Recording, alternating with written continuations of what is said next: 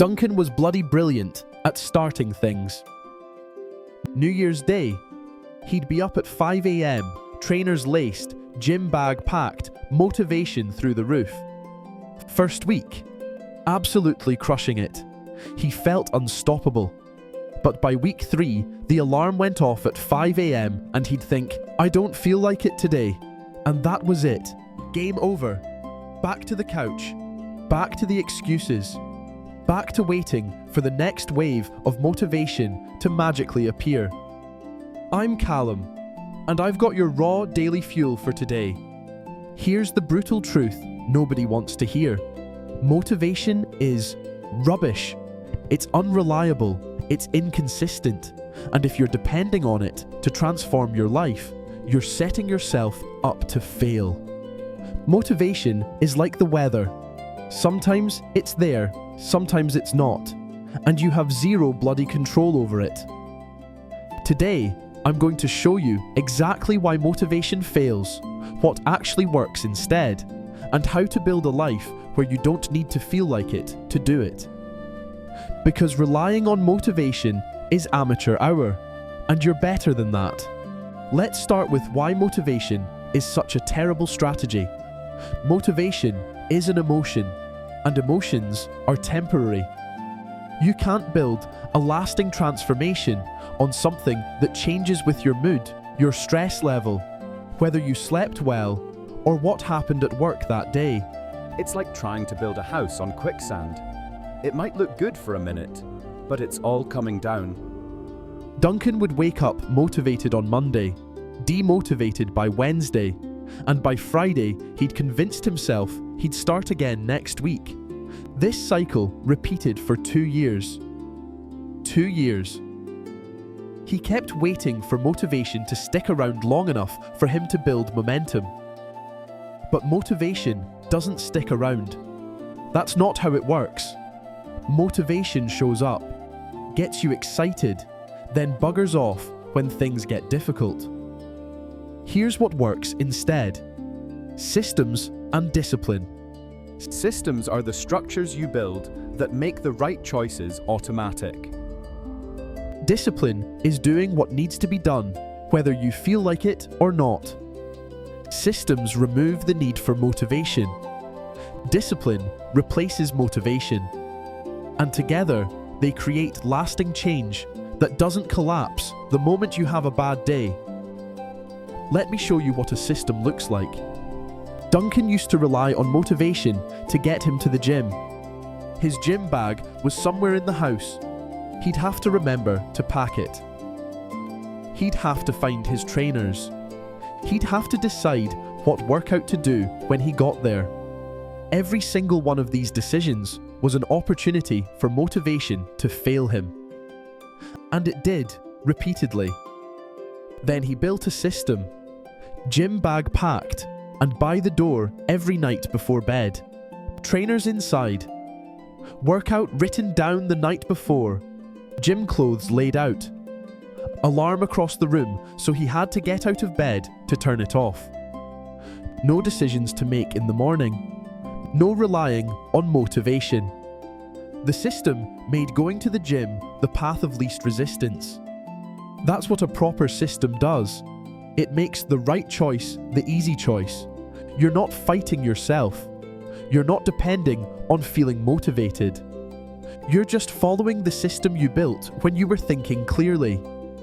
But systems alone aren't enough. You also need discipline. And discipline is simple, even if it's not easy. Discipline is doing it anyway. When you don't feel like it. When you're tired. When it's inconvenient. When you'd rather do literally anything else. You do it anyway because that's what you committed to doing. Motivation says, I'll do it when I feel like it. Discipline says, I'll do it especially when I don't feel like it. Motivation is hoping you'll want to. Discipline is doing it regardless of what you want. And here's the truth. Disciplined people aren't special. They're not superhuman. They're just people who've decided that how they feel doesn't get to vote. Duncan had to learn this the hard way. The first week, he followed his system. He woke up Thursday morning and didn't want to go to the gym. His old pattern would have been to skip it, promise to make it up tomorrow, then spiral back into quitting. But this time, he did something different. He thought, I don't need to want to do this. I just need to do it. And he went. It wasn't magical. It wasn't fun. But he went. And that single moment of discipline built more progress than months of motivation ever did. Here's another critical piece. Build your environment to support your goals, not sabotage them. You can't rely on willpower when your environment is working against you. If you're trying to eat healthier, but your kitchen is full of junk food, you're making it harder than it needs to be. If you're trying to exercise, but your gym clothes are buried in the wardrobe, you're setting yourself up to fail. Your environment is either supporting your goals or sabotaging them. There's no neutral. Duncan learned this when he realized he kept crisps in the house for guests. He didn't have guests. He had crisps, and every night he'd eat them. So he stopped buying them. Simple. Not easy, but simple. Remove the sabotage from your environment. Stock your kitchen with food that supports your goals. Put your gym gear where you'll see it. Remove the friction from good choices and add friction to bad choices. Make it easier to do the right thing than the wrong thing. Your environment should be working for you, not against you. But here's the most powerful shift of all. Identity-based habits. Stop saying, I want to get fit. Start saying, I am someone who trains. Stop saying, I'm trying to eat better. Start saying, I am someone who nourishes their body. This isn't just semantics, it's a fundamental shift in how you see yourself.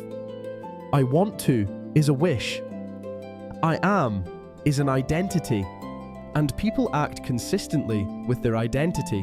When you identify as someone who trains, missing a workout feels wrong because it's inconsistent with who you are. When you identify as someone who eats well, junk food becomes something that doesn't align with your identity. Duncan made this shift and everything changed. He stopped being someone who was trying to get fit and became someone who trains.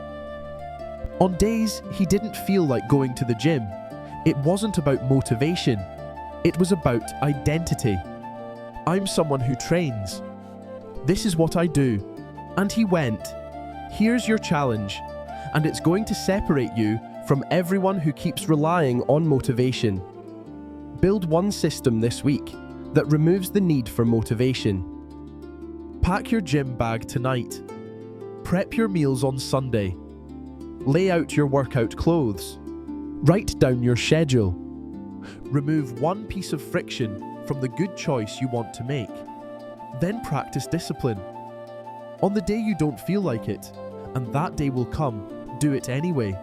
Not because you're motivated, not because it's fun, because you're someone who follows through. Because discipline, not motivation, is what builds the life you actually want. Motivation is rubbish. Systems and discipline are what work. Stop waiting to feel like it.